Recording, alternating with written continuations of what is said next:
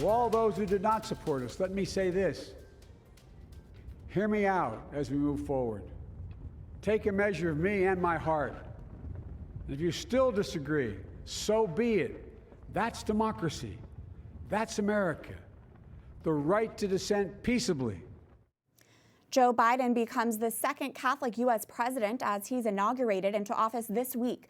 But pro-lifers are concerned about what a Biden-Harris administration will mean for the unborn. After first attending a service at the Cathedral of St. Matthew the Apostle in Washington, D.C. Wednesday morning, Joe Biden took the oath of office to become only the second Catholic president in United States history. So help you God? So help me God. Congratulations, Mr. President. But the abortion agenda Biden campaigned on directly contradicts church teaching and is problematic for Catholics and pro-lifers. He has also given us reason to believe that he will support policies that are against some fundamental values we hold dear as Catholics. Archbishop Jose Gomez of Los Angeles, president of the U.S. Bishops' Conference, released a statement on Inauguration Day which said in part, quote, "For the nation's bishops, the continued injustice of abortion remains the preeminent priority. Rather than impose further expansions of abortion and contraception, as he has promised, I am hopeful that the new president and his administration will work with the church and others of goodwill."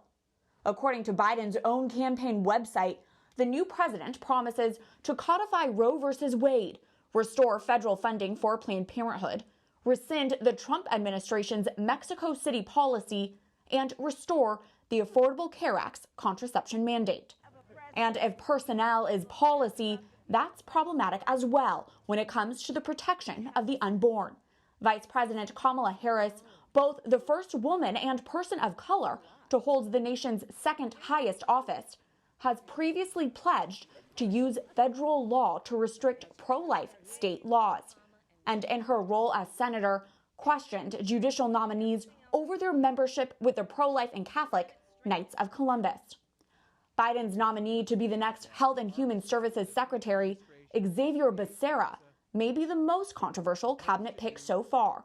A Catholic himself, Becerra, in his role as California Attorney General, has taken steps to force organizations such as pro-life pregnancy centers and religious foster care agencies to violate their principles. Joining us now on Skype is Autumn Christensen, Policy Director for the Susan B. Anthony List. Autumn, EWTN News Nightly's White House correspondent Owen Jensen was at the first White House press briefing under the Biden administration this week and asked Press Secretary Jen Psaki what Biden's plans are with the Hyde Amendment and the Mexico City policy. Let's take a listen. Well, I think we'll have more to say on the Mexico City policy in the coming days. But I will just take the opportunity to remind all of you that he is a devout Catholic and somebody who attends church regularly. He started his day attending church with his family this morning, but I don't have anything more for you on that. Autumn, what do you foresee happening within the first few days of the Biden administration when it comes to abortion?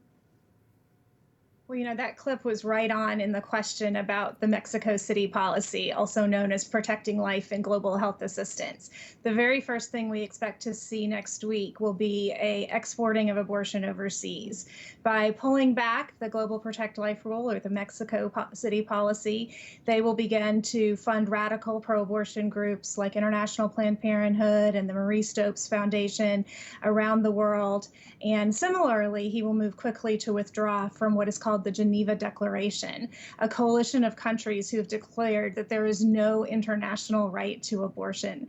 And by pulling back from the Geneva Declaration, they will then say the opposite. They will be promoting abortion overseas.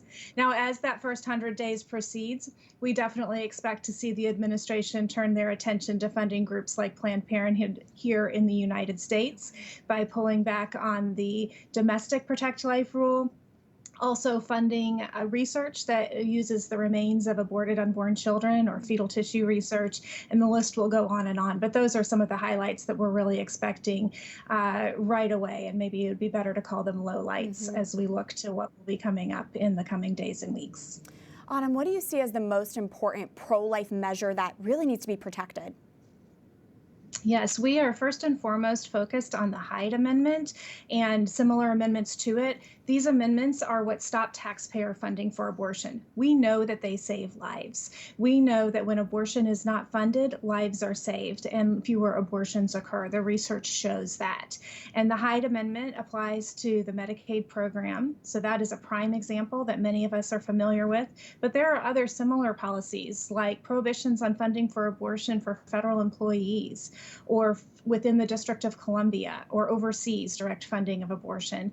So that list of what some people call riders is in grave, grave jeopardy, and we are working very, very hard to protect and defend those riders. So that's the first thing. But related to that is the importance of the filibuster. The one tool that pro-life senators have in their pocket right now is the filibuster. The filibuster is something related to it called cloture. Cloture says that 60% of senators have to agree to stop debate and move to a final vote.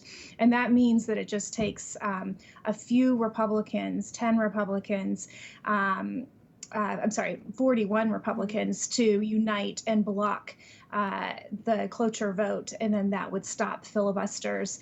That would allow a filibuster to continue and block some of these radical pro-abortion efforts. Finally, Autumn, we only have a few seconds left, but many pro-lifers and Catholics are very concerned right now. Is there any action pro-lifers can take? What do you want to say to our viewers? Sure. So, I mean, first of all, we always want to pray for our leaders and pray for their wisdom, and we just can't stop. It's just more so than ever. The prayer part is so important. But I also want to encourage your viewers to never stop being a voice for the unborn. If your legislator is pro-life, don't assume that they're just going to vote right, but encourage them, send them messages, and encourage them to vote pro-life.